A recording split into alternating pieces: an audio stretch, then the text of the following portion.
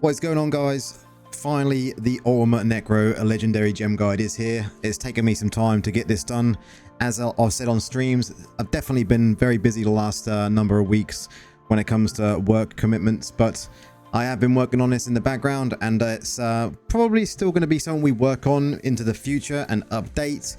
But I think it's definitely in a good place for version 1 coming into June 2025. Now we have got new gems coming through this month. We know we see the leak for the 5-star gem, and no doubtably we're going to be getting a 1-star and a 2-star as well. So do bear that in mind. We will kind of look at them as and when we get more information. We did talk about on stream the new legendary 5-star gem, and yeah, it's leaked, but we're not going to be adding it to this guide currently, just in case there is too many changes. But I think we should go ahead, get straight into it, and kind of see what we've got in this guide for you. So this is basically what we're going to be covering. We're going to be breaking down kind of all the 1-star gems, 2-star gems, and 5-star gems that are going to be useful for Necromancers in any build that you're going to be using. That's going to be damage over time or dot resolution builds that are all the Spin2Win builds that go through dungeon raids, overworld farming, and even the PvP Spin2Win build. We're going to go through a summon setup when it comes to the gems you're going to be using, and we're even going to go and talk about the PvP tank build you can use and what gems you can set up in that. This is going to be aimed at any type of gameplay, whether you're free to play all the way through to the highest. So we're going to go free to play, which is up to 1500 residents, casual from 1501 to 3000, Dolphin 3001 to 5000, then Whale 5001 to 8000, and then Kraken is anything above 8001. I've set it up that way because I think that will kind of it will all make sense when we get to the end, and you'll see the final page of this guide, which has got some great information for anyone that is interested. So keep in mind, watch till the end and you'll get to see all that. Now, I think we'll roll straight into it and talk about the Spin2Win PvP, PvE and PvE. And because here, these are the builds we use most. The Spin2Win is current meta and has been for many, many months. We use it in virtually every single setup that we do, whether that be dungeons, overworld, raids. It's always Spin2Win, and it's always dot resolution because we know how broken dot resolution is. So when it comes to, say, 1-stars, and you're, say, a new player to the game, what should you be really looking at? And I've kind of given these a tier rating as well, and you'll see as we're going through. So let's just go on to the first page of the 1-stars then. So which 1-star gems do you want to use when it comes to all of them type of builds? And we'll even include at the end of here some options that you can take when it comes to PvP. So S tier when it comes to 1-stars is definitely going to be your Berserker's Eye, which is going to give you an increase in damage dealt. It's going to increase your critical hit chance. But the downside with this one is you're going to take 5% more damage when you're using the gem. You got the Great Misery Elixir. This is going to increase all of your dot damage. Any harmful effects that's on the mobs is going to be increased. And for any affected enemy that's around you, you're going to get 2% increased damage anyway. So that is just great. Then we're going to have Entropic Well, which I think is one of those gems that's sat behind for a long time. And in my mind, this is great, as if you're a relatively new player and you're starting to build in towards a dot resolution build, all of our damage is skill damage. So this gem increases your skill damage at rank 10 by 18%. And just bear in mind, as we're going through these guides, all of these gems are going to be set in their rank 10 setups. I think it was easier to do that way so you can see the maximum potential of every single gem we're going to talk about. Now, in the A tier, we got Chained Death, and I think not many people talk about this gem. It's a great little 1-star gem because it increases your damage per enemy hit by 2.5%, up to a maximum of 15.4% when you're hitting 7 targets. And I think as a new player, it's just unbelievable. The damage there is just great. Everlasting Torment has been in since the game started, and this one basically gives you every crit you deal. It's going to do 30% base damage, and then you're going to have a dot on the enemy as well. It's going to do 122 damage per second for 6 seconds, and you've got a 6% plus 6% attack speed per affected enemy that's around you, but it does have a 20-second cooldown. Another gem going on to the last one in the A tier here, you got this Pain of Subjugation. Now, I think when it comes to the dungeon build, and I know brought a video out many months ago when we was talking about challenge dungeons and what are the ultimate kind of setups you can use when it comes to your reforges, enchants, anything like that. Now, dealing extra damage to crowd controlled enemies. In our dungeon build, we do use loss of control effects on the reforges, and that is simply because we can create loss of control effects in a number of ways. You've got the perma golem, which has an aura around it that slows enemies, which is classed as a loss of control. You also have a Grim Scythe class affix on your gear, which you can get on a couple of different pieces, and that is going to be classed as a slow. So that is a crowd control. So this gem here is a nice little gem. It's going to give you a 16% increased damage on crowd control enemies, and while they are crowd controlled, or while you are crowd controlled, sorry, you're going to take 4% less damage. So really, the second part of that, it's not really about the PvE, it's the first part, the 16% increased damage. And I think for a new player or someone that's a low spender, if they do want to get a little bit of extra damage on crowd controlled enemies, this is a way to do it. Blessed Pebble here in the B ratings is a nice little gem, especially for a new style. I think eventually, if you're using this gem, you will move it out, simply because there will be you get more beneficial gear, a beneficial effect on your gear. So it starts off at rank 10, you get 12% beneficial effect duration, and you're going to gain 8% movement speed for 3 seconds after gaining a buff. The 8% movement speed is, eventually you're going to not really notice that because you'll be able to get 70% movement speed anyway, which is the maximum. But the 12% beneficial effect duration is a nice little benefit, and I think this is worth rating this a B for anyone that's a kind of a lower spender. Then you've got this new one, which is the Sled's Awakening, sorry, and it's a nice little gem to start the game with. It increases your damage to elites by 4% at rank 10, and then you get a buff for 60 seconds after killing an elite to increase your damage by 18%. It's a nice little gem. You won't use it forever as a free-to-play player, and as you progress into the 2-star gems, which you'll see next, you will be getting rid of some of these Bs if you are using them. So 2-star gems is where things get really serious when it comes to the Spin2Win builds, simply because there's so much damage stacking. And it starts off with Mother's Lament. At rank 10, this is going to be absolutely insane. So when you deal damage, you have a 20% chance to increase your critical hit chance by 32% for 6 seconds, and it's got a 20-second cooldown. This also sends out a blood spike, and it says here that deals AoE damage, and I think I have to correct that because it just sends a blood spike out in a straight line, and if it hits things, it does 54% damage. This is great. 32% crit hit chance. Crit hit chance, bearing in mind, if you didn't know, is the best stat in the game when it comes to raw damage numbers and just beefing your character up. And then we're going to move on to the Morn Skull. Now this one was released when we had the Lich King event in the WoW crossover, World of Warcraft crossover. Now not everyone is going to have access to this, and it's going to be the same with the gem in the A tier, which you can already see on screen. Now this one here is going to increase your damage, or when you're dealing damage, it's going to give you this Raw Dominion buff for 6 seconds, and there it's going to increase your damage for 18%. Now, if you have a maximum, more than 3 enemies drained, it's going to actually increase your damage by 36%. So massive increase in damage.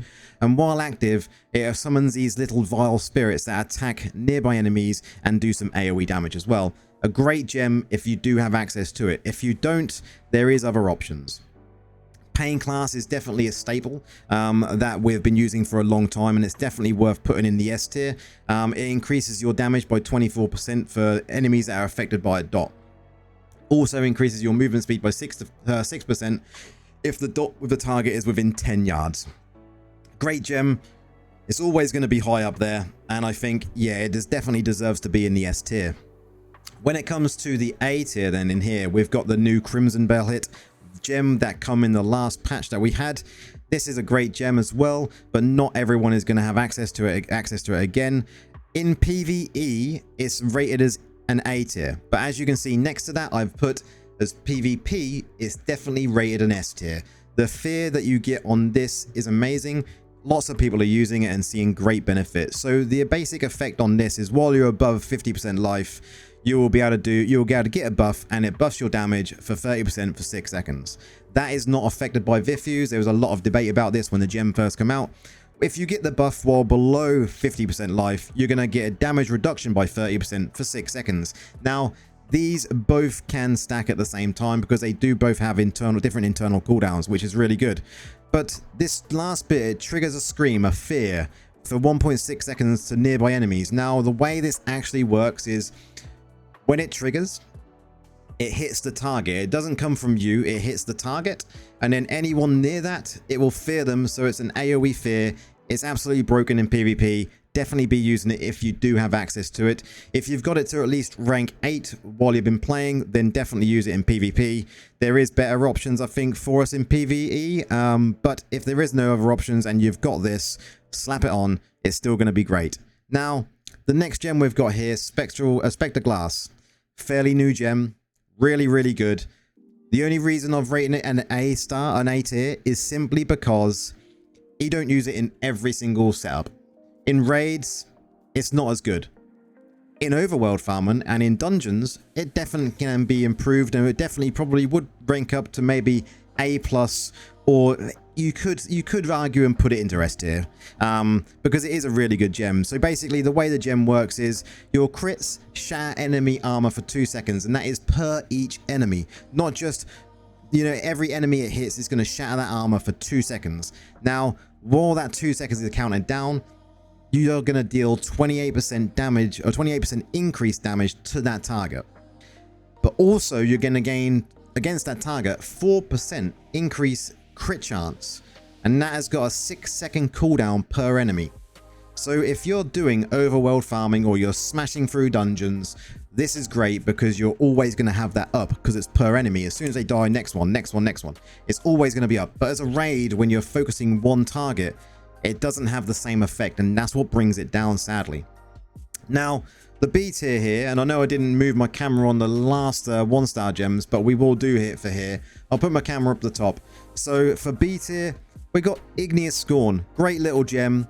I think it's worthy to put this on the board as a B tier, because crits trigger explosions, dealing 120% base damage, plus 486 damage on a 6-second cooldown. But the best thing here, I think, as well, is you're going to get a plus 10% damage for 2 seconds after the explosion. So if you're killing things quickly, you're going to have... This is a great little gem to have. If you've got no other options, but you have had this, especially as a new player, and you're not going to have many options as a new player. But if you have got this, and you have got it start to level up, you know, get into like 3, 4, 5, then start to use it. Start to play around with the gems you've got and test the builds. I will iterate this quite a lot through this guide. Test your gems. Don't just rely on what I tell you, because this is definitely my opinion and you might not see the same results. So definitely go to the dummies, test your damage out, change gem, test it again. Go into real world, go into overworld farming, into dungeons, and test them in there as well, because you may see difference. The next gem in B tier is going to be the Volatility Shard.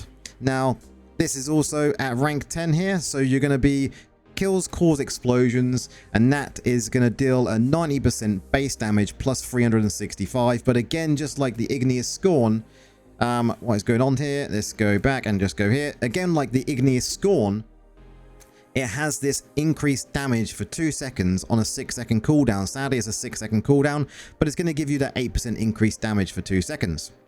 Now, a lot of people may argue with this next one, but Viper's Bite actually decreases your damage done if you use it, because there's better options. Used to be up there with the gems on our dot resolution builds. It maybe would have been at one point in high A tier, but it's definitely dropped down. Now we've got a lot of damage increasing gems. Now here, Viper's Bite increases, actually enemies take 45% base damage, and it applies a dot, and it's going to be doing that dot over 6 seconds. Now, you're going to decrease the enemy attack speed for 6% on each enemy, and it's got a 20-second cooldown. And I'm just going to double check that to make sure I've put that in correctly. Viper's Bite. Yes. Enemies inflicted by Viper's Venom will also have their attack speed reduced by 6%. So that is correct the way I put it in there. I just wanted to double check myself there. So we're done the 1s, we're done the 2s. Remember, this is for all Spin2Win builds. Next page, 5-star gems.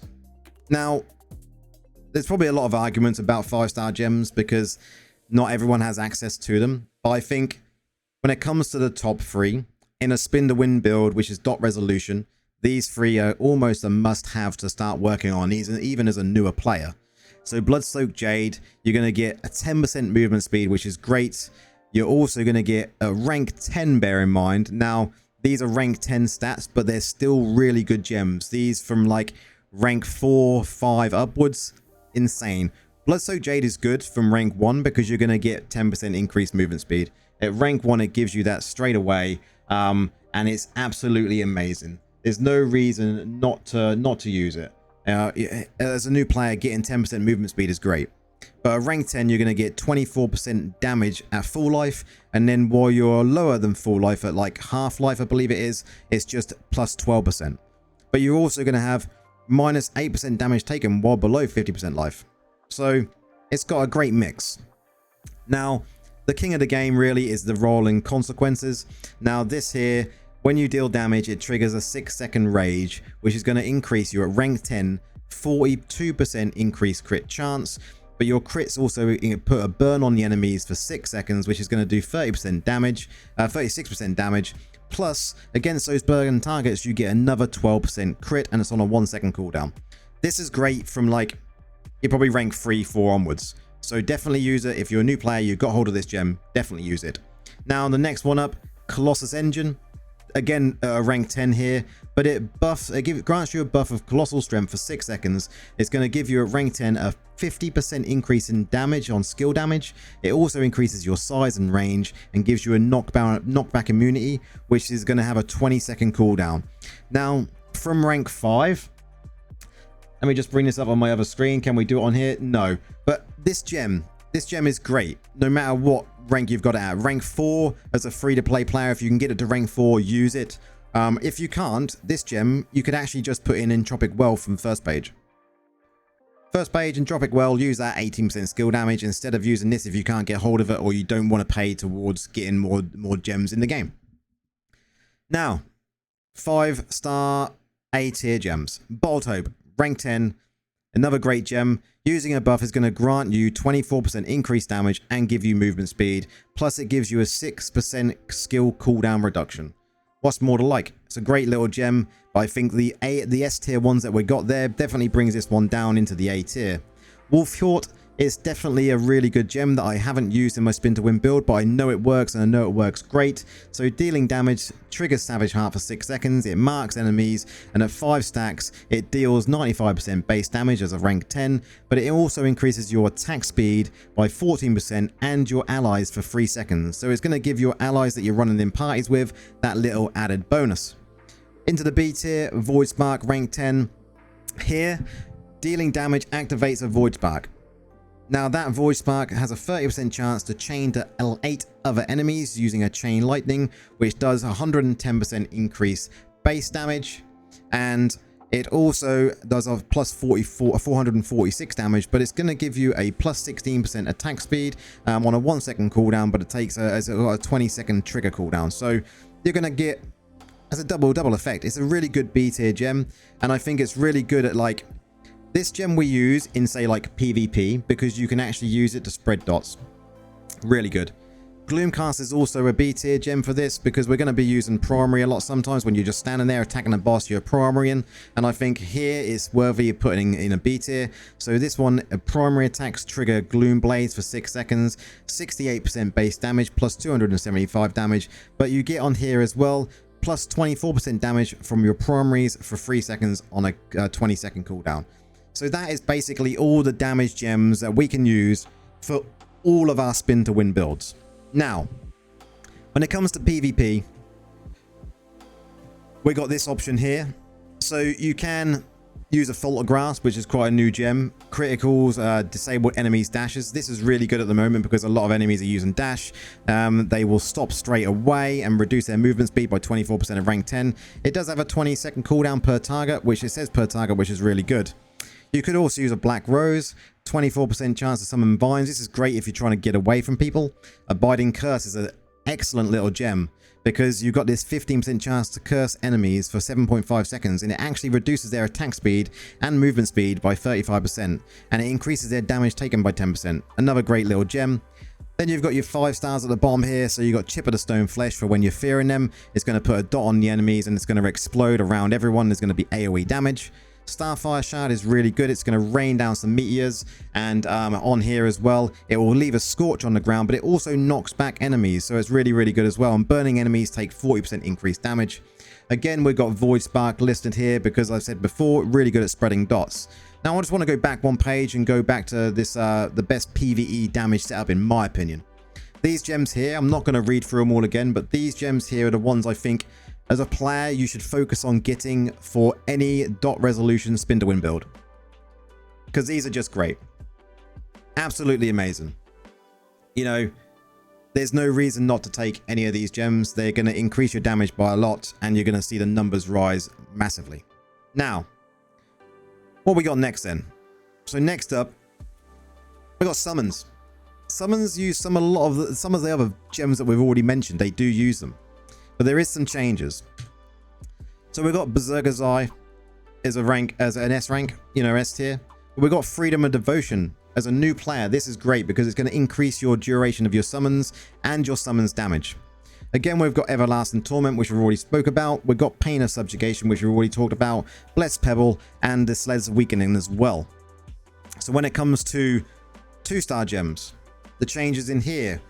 There's 2 gems on the S tier that I've put in. Bloody Reach, really, really good gem. It's going to increase your damage per 2 yards by 6%, up to a maximum of 24% at 8 yards. But this double dips, so you can actually gain like 48% damage when it comes to your summon builds. Mother's Lament we've already mentioned, really good gem. Mord's Skull we've already mentioned in the other build, really good gem. Follower's Burden is great when you're a new starter. As a 2-star gem, this is amazing for a summons build, so 3% damage per summon, up to a maximum of 18% damage. It also makes your summons take 6% less damage. Pain Class we've already spoken about in the A tier. Crimson Bale Hit, again we've already spoken about. Spectre Glass is in the A tier on summons as well. Viper's Bite is also in the A tier because it's good at spreading dots. Summons do click on dots, so why not put this as an A tier? It's gonna be a good little gem if you haven't got no other options. Igneous Scorn and Volatility Shard I've left at the bottom there because they're also very good options for a summons build. Now, 5-star gems for summons. The only real change here is we've brought Bottled Hope up. Bloodsoaked Jade is still going to be an S tier. Roiling Consequences is still going to be an S tier.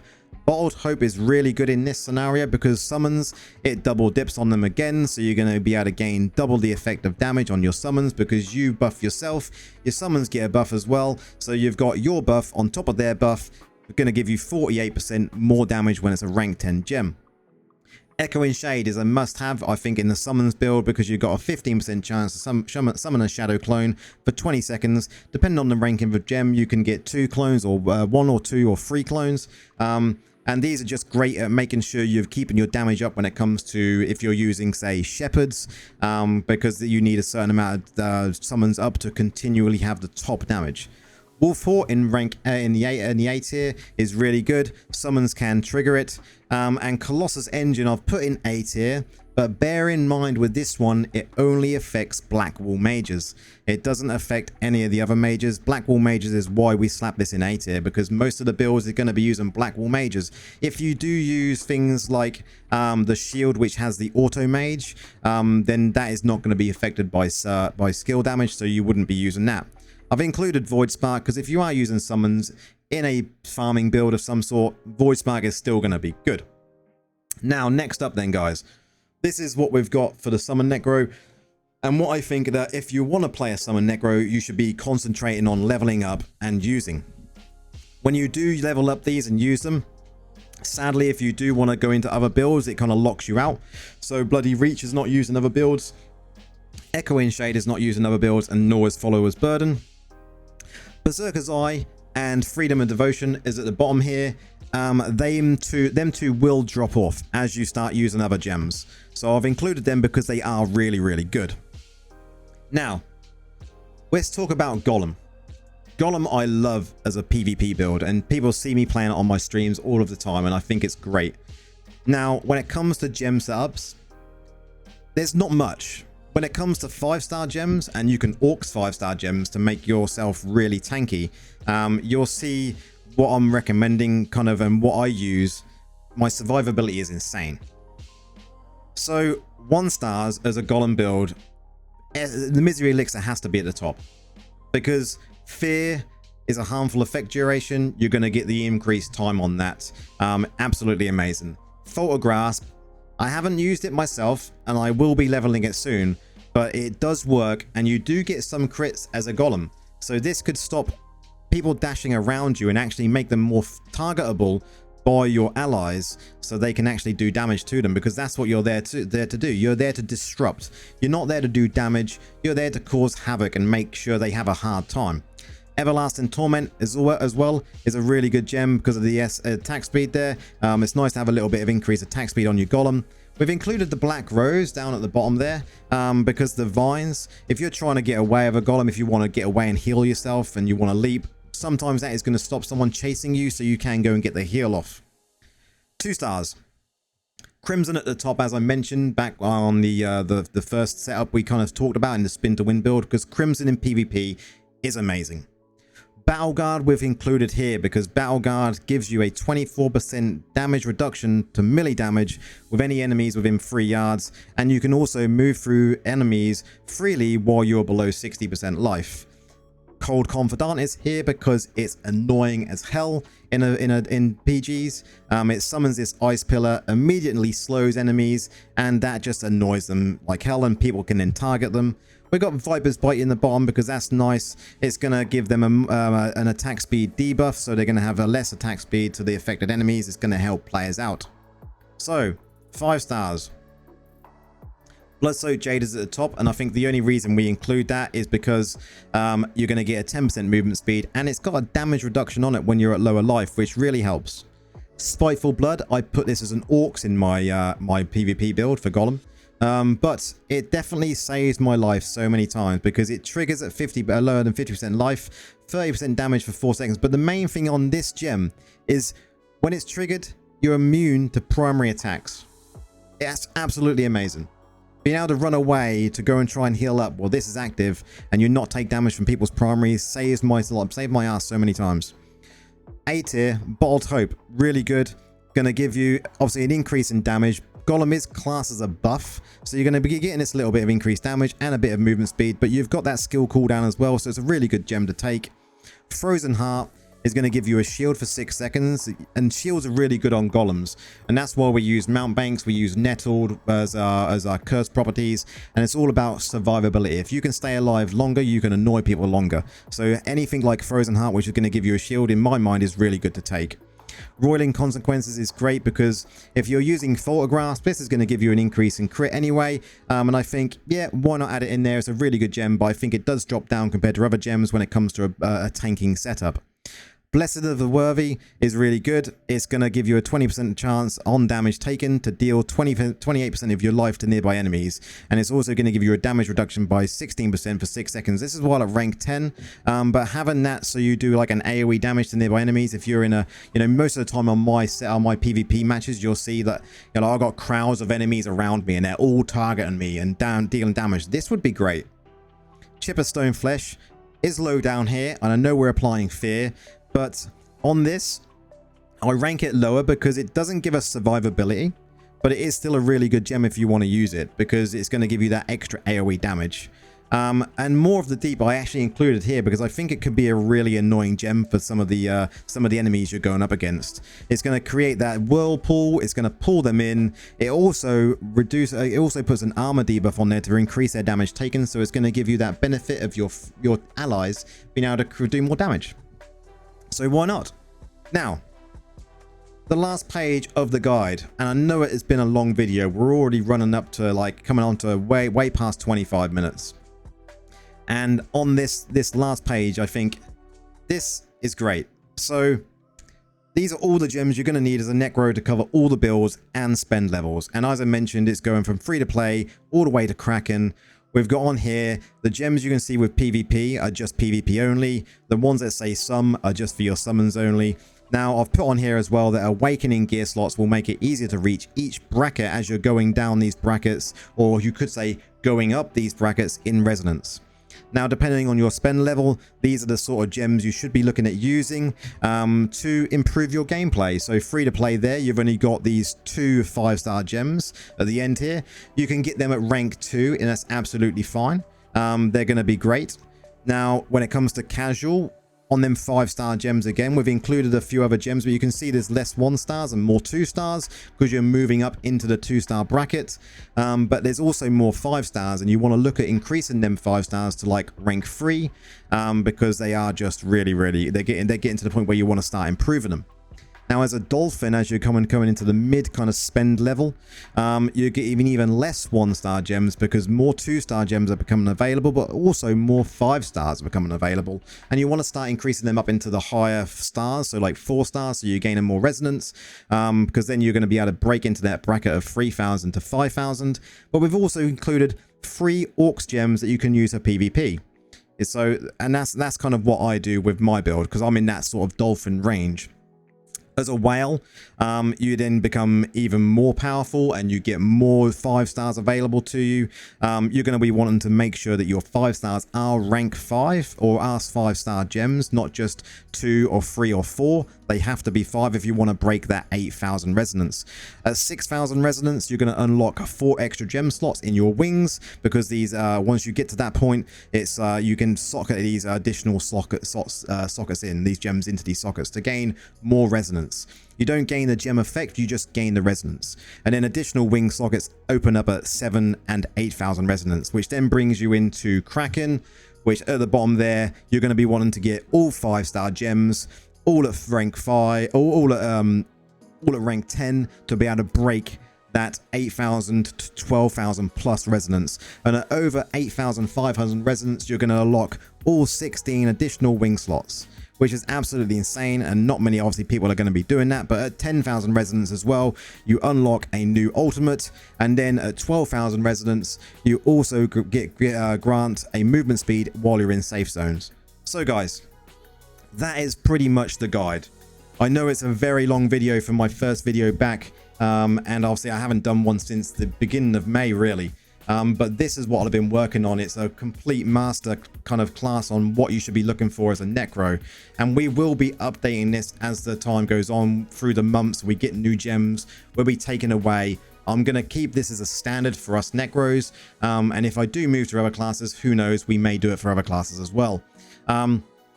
Now, as always, guys, if you do enjoy my content, don't forget to like and subscribe to the channel. Join the Discord. If you want to become a member, then do so. The support goes a long way. And we are doing 2 live streams a week at the moment. I try to kind of do it on a Wednesday and possibly a Friday or a Sunday, depending on what my kind of work and week is like. So feel free to come and join. And normally it is quite late at night, like 9:30 UK time, 10 o'clock UK time for 3 or 4 hours. So feel free to come in and join that. But until the live stream, guys, we'll see you then. Take care.